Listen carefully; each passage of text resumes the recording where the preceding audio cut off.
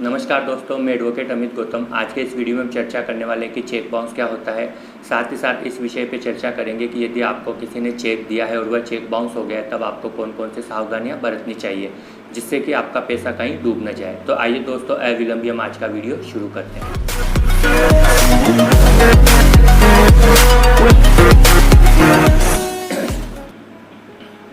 सबसे पहले तो हम चर्चा करते हैं कि चेक बाउंस होता क्या है। यदि आपको किसी ने चेक दिया है और उस चेक को आपने बैंक में लगाया है, तो बैंक के द्वारा बिना भुगतान किए, बिना रुपए लौटाए आपको चेक लौटा दिया जाता है, तो उस प्रक्रिया को हम चेक बाउंस के नाम से जानते हैं। चेक बाउंस का कारण कुछ भी हो सकता है, जैसे कि चेक जारी करने वाले के खाते में पैसे ना होना, चेक जारी करने वालों के हस्ताक्षर में भिन्नता पाया जाना, या चेक जारी करने वाले के द्वारा चेक के पेमेंट को स्टॉप कर दिया गया। ऐसा कुछ भी कारण हो सकता है। अब दोस्तों, अब हम चर्चा करते हैं कि यदि आपको किसी ने चेक जारी किया है और वह चेक बाउंस हो गया, तब आपको कौन कौन सी सावधानी बरतनी चाहिए। तो दोस्तों, सबसे पहले तो सावधानी यह है कि यदि आपको किसी ने चेक जारी किया है, उस चेक को आपने बैंक में लगाया, वह बाउंस हो गया, बैंक वाले आपको एक स्लिप देते हैं जिसको हम रिटर्न मेमो के नाम से जानते हैं। बैंक वाले जिस दिनांक को आपको वह रिटर्न मेमो और वह रिटर्न चेक वापस देते हैं बिना भुगतान किए, बिना रुपए लौटाए, उस तारीख से आपको 1 महीने के अंदर चेक जारी करने वाले को लीगल नोटिस भेजना होता है।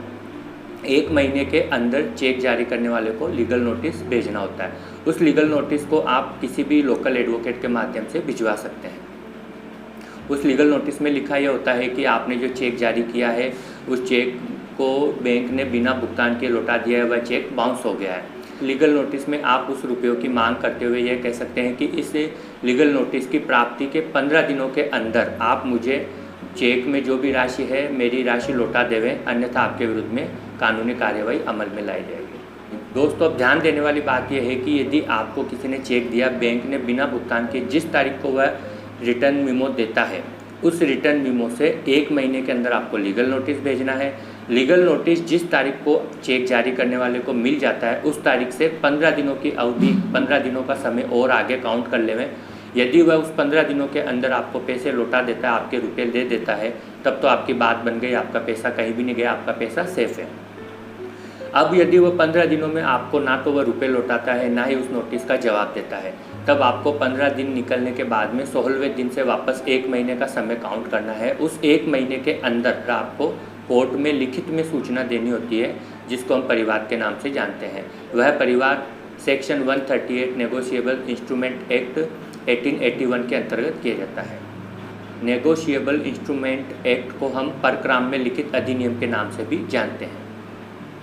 दोस्तों, ये जो मैंने आपको 30, 15, 30 की जो अवधि बताई है, जो पॉइंट बताए हैं, ये बहुत मैंडेटरी है आपके लिए, बहुत ध्यान में रखना ज़रूरी है। यदि आप इस समय को ध्यान में नहीं रखते हैं तो आपका पैसा डूब सकता है। तो आपको करना क्या होता है, जिस तारीख को बैंक रिटर्न मेमो देता है, उस तारीख से 1 महीने के अंदर लीगल नोटिस भेजना होता है। लीगल नोटिस भेजने के बाद में जब जिस तारीख को वह चेक जारी करने वाले को मिल जाता है, उस तारीख से 15 दिनों तक आपको वेट करना है। 15 दिनों की अवधि समय व्यतीत होने के बाद में आपको 1 महीने के अंदर कोर्ट में लिखित में सूचना पेश करनी होती है। तो दोस्तों, अब जैसे ही आप लिखित में सूचना पेश करते हैं, तो कोर्ट चेक जारी करने वाले को यानी कि आरोपी को समन जारी करती है। उस समन से द्वारा कोर्ट में बुलाया जाता है। यदि तब भी आरोपी नहीं आता है, तब उसको बेलेबल वारंट जारी किया जाता है। बेलेबल वारंट से भी यदि आरोपी नहीं आता है, तो उसको फिर नॉन बेलेबल वारंट यानी कि अरेस्ट वारंट जारी किया जाता है। अब इन तीनों ही सूरत में दोस्तों, आपको ध्यान ये रखना है कि जब भी आरोपी यानी कि चेक जारी करने वाला कोर्ट में उपस्थित होता है, उसी तारीख को आपको एक एप्लीकेशन पेश करनी होती है। उस एप्लीकेशन में आप कुछ रुपए की तुरंत मांग कर सकते हैं कोर्ट से। कोर्ट ऐसी सूरत में करता क्या है कि उस एप्लीकेशन पे सुनवाई करेगा 10 से लेकर के 30% तक, यानी कि 10, 15, 20, 25, 30, कोर्ट जितना भी डिसाइड करता है, चेक में लिखित राशि का 10 से लेकर के 30% तक आपको तुरंत वह राशि दिलाने के आदेश कर देती है। तो दोस्तों, इस राशि को आप ले सकते हैं और इसमें आपको कोई नुकसान नहीं है। यदि वह राशि आप ले लेते हैं, तो दोस्तों इसमें होता यह है कि यदि आपने वह राशि ले ली और आप यदि वह मुकदमा जीत गए, आप वह केस जीत गए, तब तो वह राशि आपकी है। किसी भी कारण से आप यदि वह केस हार जाते हैं, तो आपको वह राशि कोर्ट लौटाने के लिए वापस आदेश कर सकती है। तब आपको वह राशि कोर्ट में जमा करानी होती है, साथ ही साथ आपको उसका इंटरेस्ट भी पे करना होता है। अधिकांशतः होता ये है दोस्तों कि यदि चेक जिसने भी जारी किया है वह मुकदमे को हार जाता है, तो दोस्तों जब भी चेक जारी करने वाला कोर्ट में उपस्थित होता है, यानी कि आरोपी कोर्ट में उपस्थित होता है, तब आप उस चेक के 20% 25% जो भी कोर्ट डिसाइड करता है वह राशि आप ले सकते हैं निसंकोच। तो दोस्तों अब मैं आपको एक और आवश्यक बात बताता हूँ कि चेक जिस तारीख का आपको दिया जाता है उस तारीख से 3 महीने तक वैलिड रहता है।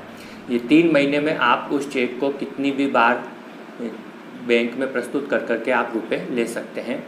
एक बार यदि विड्रॉ हो गया तो फिर नहीं ले सकते हो, बाकी यदि चेक बाउंस हो जाता है तो आप 3 महीने तक आप कितनी भी बार चेक में लगा सकते हैं और अपने पैसों की मांग कर सकते हैं।